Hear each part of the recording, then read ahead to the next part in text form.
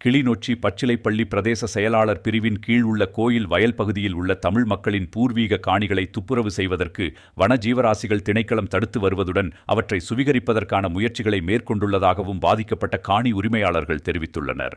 ஆணையிரவு வெற்றில் blue ocean group of companies இலங்கையின் வளர்ச்சியோடு உங்கள் வாழ்க்கையையும் உயர்த்துகிறோம். கேணி பிரதான வீதியில் மேற்கு புறத்தில் உள்ள குறித்த பிரதேசத்தைச் சேர்ந்த மக்கள் தலைமுறையாக பயிர் செய்கை மேற்கொண்டு குறித்த பகுதியில் வசித்து வருகின்றனர்.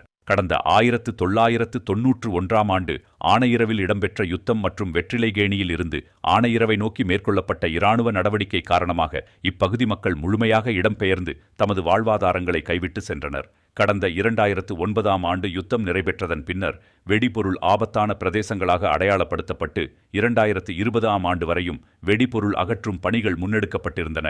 தற்போது குறித்த காணிகளை துப்புரவு செய்து மக்கள் குடியேறுவதற்கு அல்லது பயிர் செய்கை நடவடிக்கைகளை மேற்கொள்வதற்கும் வனஜீவராசிகள் திணைக்களத்தினால் தடை ஏற்பட்டு வருகின்றது. தென்னை பயிர் செய்கை காணிகளை வனஜீவராசிகள் திணைக்களம் கையகப்படுத்தும் நோக்கில் குறித்த காணி உரிமையாளர்களை அவர்களது காணிகளை துப்புரவு செய்ய விடாது தடுத்து வருவதுடன் அவர்களுக்கு எதிராக வழக்கு தாக்கல் செய்தும் வருகின்றனர். இந்நிலையில் தமது பூர்வீக காணிகளை பெற்றுத்தர உரிய தரப்பினர் நடவடிக்கை எடுக்க வேண்டும் என பாதிக்கப்பட்ட மக்கள் கோரிக்கை விடுத்துள்ளனர். தமிழ் மக்களுடைய பிரச்சனைகளை வெளிச்சத்துக்கு கொண்டு வர வேண்டிய கடமை எமக்கு இருக்கிற காரணத்தால் இதனை பதிவிடுகிறேன்.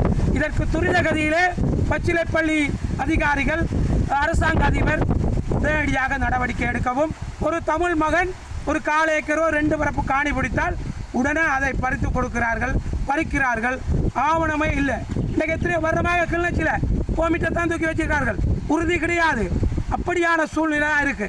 ஆனால் காணி கச்சேரிக்கு போனால் மக்கள் போய் துரிதகதியில் இந்த ஒரு வேலையை முடிக்க முடியாது.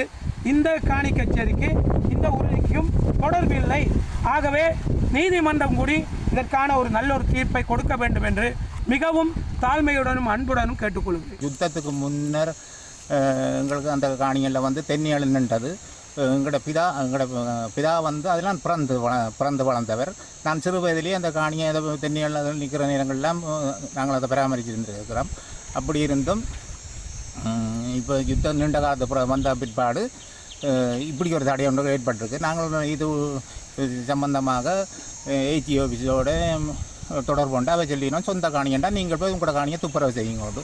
ஆனால் இங்கே காணிக்கு துப்புரவு செய்ய வந்தால் வனஜீவரால் திணைக்களம் எங்களுக்கு இடையூறாக நிற்கிது. இல்லைன்னா நாங்கள் வந்து கைது செய்யப்படுவதாக அந்த ரீதியில் நாங்கள் பிறகு ஆளுநர் அவர்களுக்கு கடிதம் ஒன்றை போட்டோம், எங்களோட காணியை விடுவிச்சு தர சொல்லி.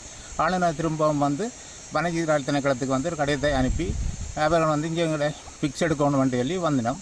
வந்து எடுத்துக்கொண்டு போனால் தான் எங்களுக்கு இன்று வரையும் ஒரு தீர்வு ஒன்றும் கிடைக்கல.